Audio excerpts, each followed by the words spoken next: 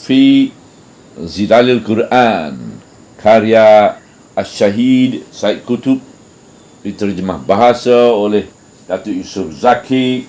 Semoga mereka diberkati Allah. Ketaatan kepada Allah dalam hukum-hukum nikah merupakan satu ibadat yang sama dengan ibadat solat.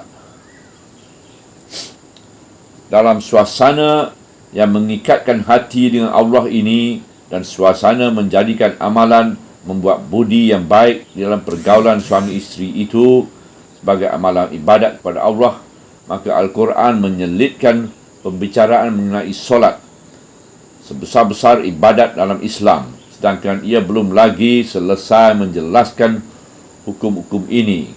Kerana di antara hukum-hukum yang belum lagi dibicarakan ialah hukum perempuan yang kematian suami dan haknya dalam mendapatkan wasiat yang membolehkannya tinggal di rumah suaminya dan hidup dengan perbelanjaan harta suaminya, dan hukum bayaran sagu hati kepada perempuan-perempuan yang dicerai secara umumnya.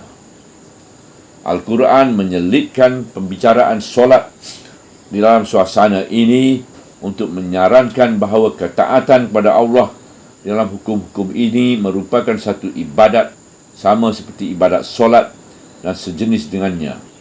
Ini adalah satu saranan yang amat seni dari saranan-saranan Al-Quran dan selaras dengan kefahaman Islam terhadap matlamat kewujudan manusia yang disebut dalam firman-Nya. Dan aku tidak menciptakan jin dan manusia melainkan supaya mereka beribadat padaku.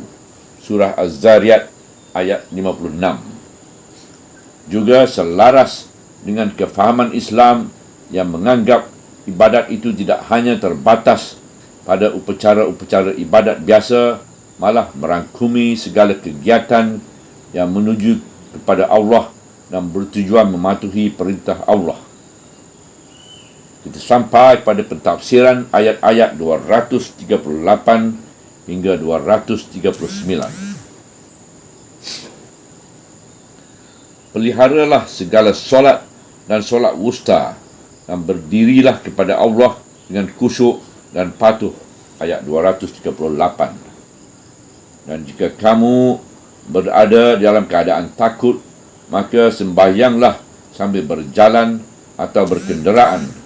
Kemudian apabila kamu berada dalam keadaan aman, maka hendaklah kamu menyebut Allah, iaitu mendirikan solat dengan sempurna, sebagaimana Allah telah mengajar kamu apa yang tidak diketahui oleh kamu. Ayat 239. Maksud solat wusta dalam ayat ini diperintahkan supaya dipeliharakan semua solat, iaitu mendirikannya dalam waktu-waktunya masing-masing dan menyempurnakan segala rukun dan segala syaratnya. Adapun solat wusta, maka mengikut pendapat yang arjah yang dipilih dari berbagai-bagai riwayat, ialah solat asar, kerana Rasulullah SAW bersabda pada hari peperangan di Al-Ahzab, mereka telah menghalangi kita dari solat wusta, iaitu solat asar. Allah penuhkan hati dan rumah mereka dengan api neraka. Dikeluarkan oleh Muslim. Tujuan beliau menyebut solat asar secara khusus mungkin kerana waktunya datang selepas tidur tengah hari yang mungkin terluput dikerjakan oleh seseorang.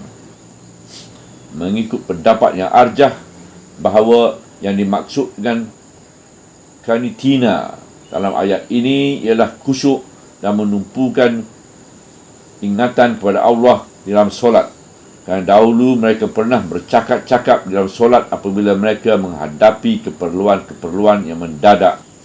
Sehingga turun ayat ini, barulah mereka faham darinya bahawa tidak boleh dilakukan kerja yang lain dalam solat melainkan zikir Allah, khusyuk dan menumpukan ingatan kepadanya. Solat di medan pertempuran merupakan senjata. Jika seseorang itu menghadapi ketakutan yang tidak memberi peluang untuk mendirikan solat dengan menghala ke kiblat maka solat hendaklah ditunaikan terus tanpa terhenti. Dan di sini yang menunggang binatang dan yang berjalan kaki dan sibuk bertempur dan menghindari bahaya dibenarkan menghadap ke arah mana sahaja yang sesuai dengan keadaannya. Dan bolehlah ia membuat isyarat-isyarat yang ringan untuk sujud dan rukuk. Solat ini berlainan dari solat yang dinyatakan kafiatnya dalam surah An-Nisa. Kerana solat yang diterangkan dalam surah An-Nisa itu adalah dikerjakan dalam keadaan di mana kedudukan di medan perang membenarkan diletakkan satu saf makmum yang bersembahyang serakaat di belakang imam, sementara satu saf lagi di belakangnya berdiri mengawalnya. Kemudian datang pada saf yang kedua bersembahyang serakaat, sementara saf yang pertama yang telah sembahyang kali yang pertama kali berdiri mengawalnya. Tetapi jika keadaan ketakutan ini bertambah dan pertempuran sedang berlaku, maka solat yang disebutkan dalam surah Al-Baqarah di sini yang diamalkan. Perintah solat ini amat mengagumkan. Ia menunjukkan bagaimana pentingnya solat pada pandangan Allah yang menyarankannya kepada hati kaum muslimin bahawa solat selaku senjata untuk menghadapi ketakutan dan kesusahan. Oleh sebab itu, solat tidak seharusnya ditinggal di saat-saat ketakutan yang sedang memuncak. Solat adalah senjata. Oleh kerana itu, ia ditunaikan oleh pejuang di medan pertempuran ketika pedang terhunus di tangannya dan ketika pedang musuh menghayun di atas kepalanya. Ia tetap menunaikan solat kerana solat adalah senjata mukmin sama seperti pedang yang terhunus di tangannya. Solat adalah perisai mukmin sama seperti perisai yang melindunginya. Ia menunaikan solat untuk berhubung dengan Allah di saat-saat yang paling diperlukannya, di saat-saat yang dirasakan paling dekat kepada Allah, iaitu ketika ketakutan mengepung di sekelilingnya. Agama ini sungguh mengagumkan. Ia adalah agama ibadat, iaitu ibadat dalam segala bentuk rupa, dan solat itulah judul utamanya. Dan menerusi ibadat, manusia dapat sampai ke makam yang setinggi-tingginya. Menerusi ibadat juga Allah mengukuhkan pendiriannya dalam kesusahan dan mendidikkan dirinya dengan baik dalam kesenangan dan kemewahan. Seterusnya, melalui ibadat juga Allah memasukkannya ke dalam kedamaian dengan seluruh jiwa raganya dan melimpahkan ke atasnya nikmat keamanan dan kesejahteraan. Oleh sebab itulah, ibadat solat diberi perhatian yang begitu tinggi walaupun ketika pedang terhunus di tangan dan pedang musuh mengancam di lehernya. Apabila berada dalam suasana aman, maka hendaklah mereka dirikan solat biasa yang diajarkan Allah kepada kaum muslimin, dan hendaklah mereka mengingati Allah sebagai bersyukur terhadap apa yang diajarkan Allah tentang hal-hal yang tidak diketahui mereka.